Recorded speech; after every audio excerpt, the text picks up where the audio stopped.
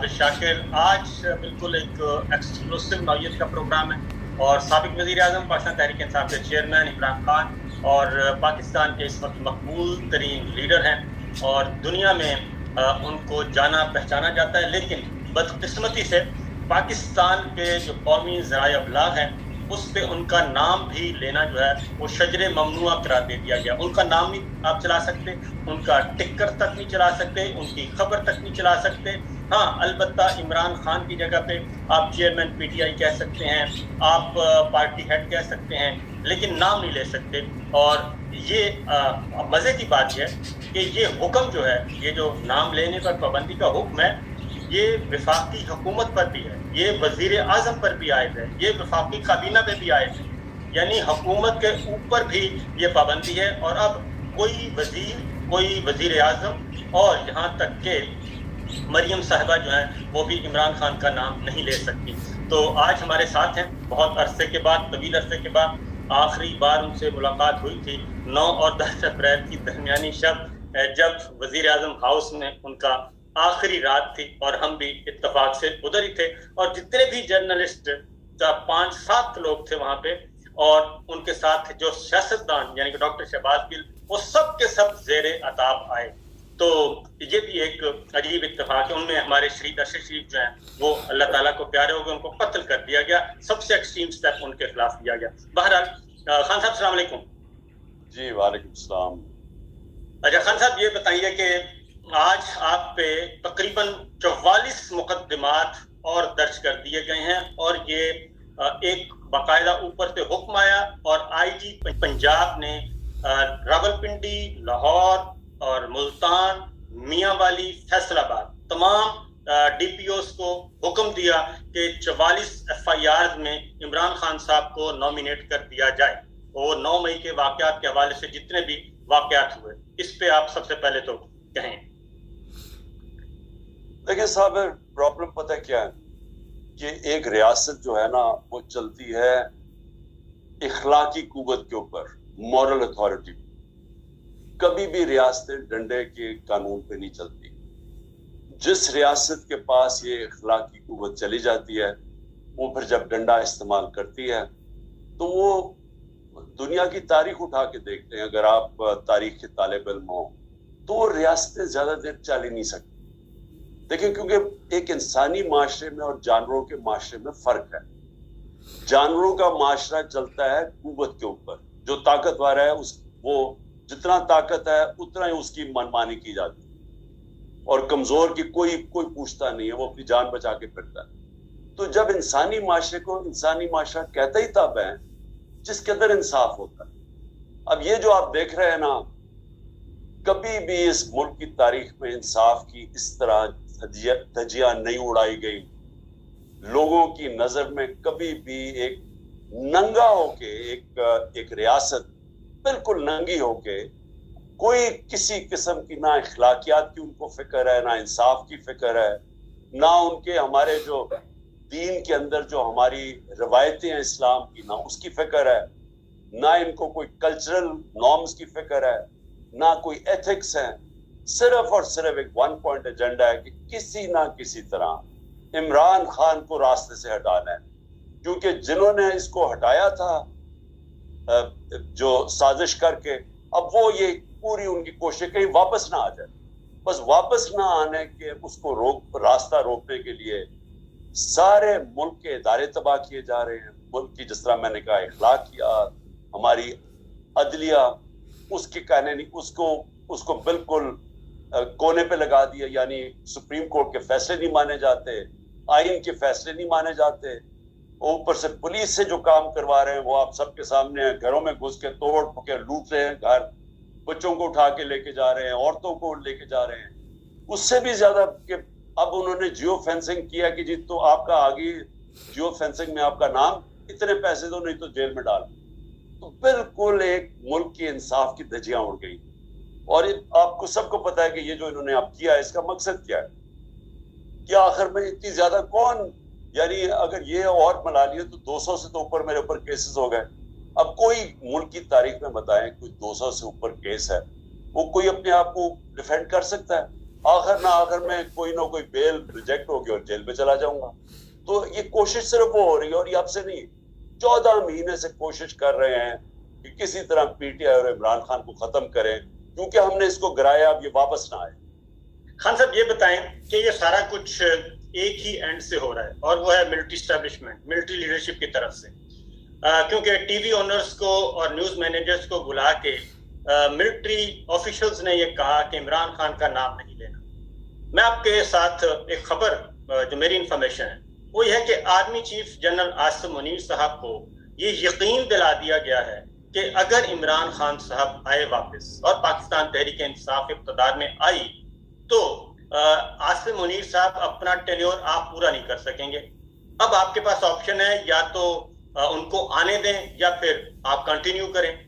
तो ये जो एक बुनियाद बीज बोया गया है, इसको कैसे आप खत्म कर सकते हैं? क्योंकि उस एंड पे कल अलीम खान साहब ने भी यही कहा इंटरव्यू में, और उससे पहले शहबाज शरीफ साहब भी ये कह चुके हैं, ख्वाजा साहब भी ये कह चुके हैं, क्योंकि आपके जनरल आसिम मुनीर साहब से जाती ताल्लुकात कशीदा हो गए थे। कोई फाइल आई थी, आपने जनरल आसिम मुनीर को जब BDIS आई थे तो आपने कहा कि ये आप अपनी डोमेन में रहें, आप अपनी हदूद से बाहर निकल रहे हैं। ये सारी कॉन्स्पिरेसी पीछे चल रही है, और अब या आपका इक़्तिदार में आएंगे या फिर जनरल आसिम मुनीर साहब कंटिन्यू करेंगे। देखिए साहब, सबसे पहले तो एक चीज क्लियर हो जाए कि पाकिस्तान को एक मजबूत फौज की जरूरत है। मेरी तरह के लोग जिन्होंने मुल्क से बाहर कोई जायदादें नहीं बनाई, बल्कि जो भी बाहर बनाई थी सब कुछ बेच के अपने मुल्क में ले आए, तो मैं तो हमेशा कभी भी मैंने सोचा ही नहीं कि पाकिस्तान के अलावा मेरा कोई घर है। और मैंने ये भी, क्योंकि मैं पहला पाकिस्तान की जनरेशन हूँ जो आजाद मुल्क में पैदा हुआ था, हमारे सारे माँ बाप बड़े गुलाम हिंदुस्तान में पैदा हुए, तो मैं ये सोच ही नहीं सकता कि मैं किसी की गुलामी तस्लीम करूं। तो अगर आपके पास एक कमजोर डिफेंस होगा, फौज आपकी कमजोर हो जाए, तो जो हमारा ये हमसाया है और जो ये बीजेपी RSS का जो फलसफा है, वो तो पाकिस्तान को वजूद ही खत्म करना चाहते। तो हमारी तो कोशिश, और मैं जब इक़्तिदार में भी था तो हमेशा कोशिश करता रहा कि हमारा डिफेंस कॉम्प्रोमाइज ना हो, तो हमें मजबूत फौज की जरूरत है। तो पहले तो मैं ये क्लियर कर दूं कि जब भी कोई किसी फौज के किसी आदमी की तनकीद करता है तो एकदम उसको एकदम कर देते जी वो मुल्क के शोधा के खिलाफ है, वो मुल्क की डिफेंस के खिलाफ है, वो गद्दार है इस मुल्क का। मैं आज कह रहा हूं कि जो आज इनकी काली भेड़ों जो बैठी हुई है इस फौज में, इनकी तनकीद नहीं करता, वो जुल्म कर रहा है इस मुल्क के साथ, वो फौज के साथ जुल्म कर रहा है। अगर मैं शौकत खानम के अंदर मुझे ये पता चले कि मेरे को डॉक्टर्स वहां बैठ के गलत काम कर रहे हैं, और मैं कहूं कि नहीं जी, मैं अगर उनको कहूंगा कि उनको उनकी निशानदेही करूंगा तो मैं शौकत खानम को नुकसान पहुंचा दूंगा। मैं शौकत खानम को तब नुकसान पहुंचाऊंगा अगर मैं उनकी निशानदेही ना करूं, उनका एहतसाब ना करूं। यहाँ एक अजीब माहौल बन गया है कि गद्दारी के ऊपर मेरे ऊपर केस कर दिया। भाई मुझे पता है जिस आदमी ने मेरे ऊपर गोलियां चलवाई हैं, जो कत्ल करवाने की कोशिश की है, मेरे पर मुझे बस इन्वेस्टिगेशन शुरू करे और मैं साबित करूंगा वो इसके पीछे था। और ये दो अलावा शहबाज शरीफ और ये राना सनाउल्लाह, ये भी उसके हम इन सबको पता था प्लान का मुझे कत्ल करने। अब बजाय उसकी इन्वेस्टिगेशन करने की मेरे ऊपर गद्दारी लगा दी कि जी आप उसके ऊपर, यानी कभी दुनिया में ऐसी चीज सुनी है? मैंने अकेले नहीं उसका नाम लिया, उसने लिया। अरशद शरीफ की वालदा ने, उसकी बीवी ने, आजम स्वाति ने कहा मुझे तशद्दुद के अंदर वो है। शहबाज गिल ने उसका बताया कि तशद्दुद जब हुआ है तो ऊपर से ये, जब से ये आया यही शुरू हुई है चीजें। तो बजाय आप उसको इन्वेस्टिगेट करें, आप उल्टा हमारे ऊपर हमारे मुंह बंद करवाने के लिए गद्दारी कर देते हैं। ये मुल्क से कब नुकसान किया जा रहा है। दूसरी चीज, मेरी जनरल आसिम मुनीर से क्या लड़ाई? हाँ ठीक है, मैं प्राइम मिनिस्टर था, मैं समझता था कि अगर मैं नहीं काम कर सका तो नहीं कर सका, लेकिन ये मेरी और आसिम मुनीर की बात नहीं है, ये पाकिस्तान की बात है। अगर इमरान खान को सिर्फ इसलिए बाहर रखा जा रहा है कि जी वो क्योंकि उसने एक दफा रिजाइन करवाया था, उसके लिए अब आगे भी उसको बाहर रखो, और इसलिए कि उसने कोई उनको कोई पोजीशन चली जाएगी आसिम मुनीर, ये तो प्रोपेगेंडा हो रहा है। मुझे जब पता भी था कि जनरल बाजवा शुरू हो गए थे मुझे मेरे खिलाफ साजिश करने, मैंने उसको ना मैं करता था डिनोटिफाई, लेकिन मैं इदारों में इंटरफेयर नहीं करता था, ना मैंने फौज में इंटरफेयर किया, ना मैंने पुलिस में किया, ना मैंने नैब में किया, ना मैंने अदलिया से किया, क्योंकि जब तक आप इदारे अपने दायरे में रह के काम नहीं करते, वो जब आपके इदारे खत्म होते हैं मुल्क खत्म हो जाता है। अब आज क्या हो रहा है, सारे इदारे खत्म कर दिए, ना FIA काम कर रही है सही, नैब से विक्टिमाइजेशन, उससे एंटी करप्शन से, पुलिस से, आज अदलिया उसके फैसले नहीं मान, तो सारा मुल्क का जो तबाही आज जा रही है, जो लोग मुल्क छोड़ छोड़ के जा रहे हैं, वो इसलिए के इदारे तबाह हो रहे हैं, तो मुल्क तबाह हो जाते हैं। तो मैं ये बात करता हूँ कि मेरी कभी कोई इस तरह की सोच नहीं थी, ना मैं, इसलिए तो मैंने कोशिश की कि मैं बात करूं जनरल आसिफ से। कोशिश क्यों की? क्योंकि मुझे तो मुल्क की फिक्र पड़ी हुई है इस वक्त। अच्छा खान साहब, ये बताएं कि फैसले हमेशा जो आपने जिक्र किया ना कि फौज पे वो कोई भी तनकीद करते हैं इंडिविजुअल पे, तो कहते हैं फौज पे तनकीद हो गई, शोहदा पे तनकीद हो गई, तो ये फैसले करते हैं 3-4 लोग, ऊपर के 3-4 लोग। नवाज शरीफ साहब भी यही कहते हैं कि 1+3 का फैसला था 99 का कू का, और आपके साथ भी यही हुआ, फिर पनामा जब हुआ तब भी नवाज शरीफ साहब ने यही कहा। तो ऊपर के जो 3-4 लोग फैसला करते हैं और नीचे किसी को पता भी नहीं होता। अब बाजवा साहब ने आपको हटाने का जो फैसला किया वो ड्राइंग रूम में बैठ के किया, उसकी कंटिन्यूटी अभी तक चल रही है, बल्कि वर्स्ट कंडीशन आ गई है। होना तो ये चाहिए था कि नवंबर 29 बाजवा साहब जब चले गए थे तो नए आर्मी चीफ आते और सिचुएशन को संभालते, बल्कि उससे भी ज्यादा जो है वर्स्ट कंडीशन हो गई है इंसानी हकूक के हवाले से, पॉलिटिकल विक्टिमाइजेशन के हवाले से। इसकी क्या वजह समझते हैं कि ये कंटिन्यूटी क्यों है आपके सिलसिले में?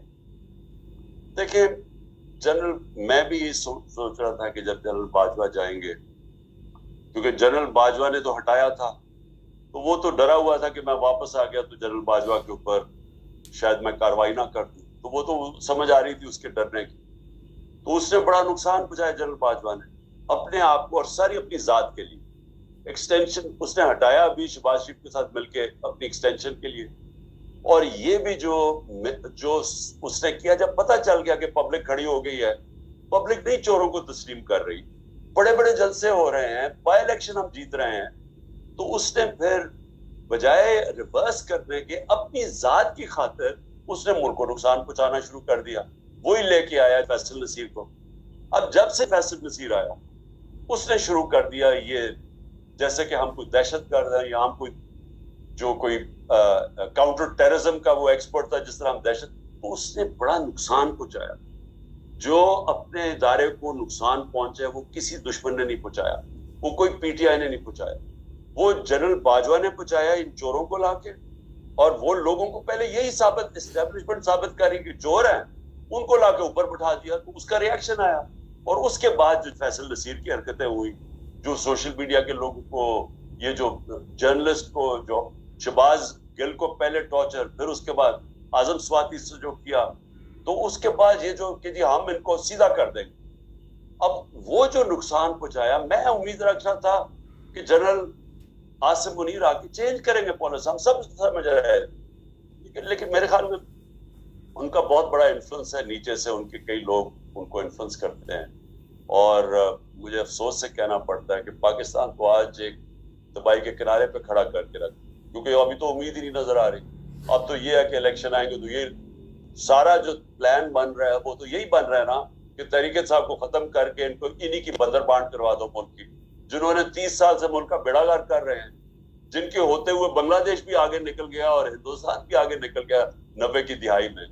नहीं तो पाकिस्तान तो 80 की दिहाई तक सबसे आगे था, तो इनके होते हुए तो तबाही हुई है। तो अब एक और चीज मैं जाती तौर पे भी मेरे इल्म में, अगर आप चाहें तो शेयर करें। जनरल आसिम मुनीर के आर्मी चीफ बनने से पहले जब तनाजा हो गया कि पता नहीं आप उसको अपोज करेंगे, आपके साथ भी कॉमन फ्रेंड्स ने राब्ता किया कि आसिम मुनीर साहब अगर आर्मी चीफ बनते हैं तो आप अपोज नहीं करेंगे, तो आपने भी उसको वेलकम किया और कॉमन फ्रेंड्स ने आपको भी कायल किया और कुछ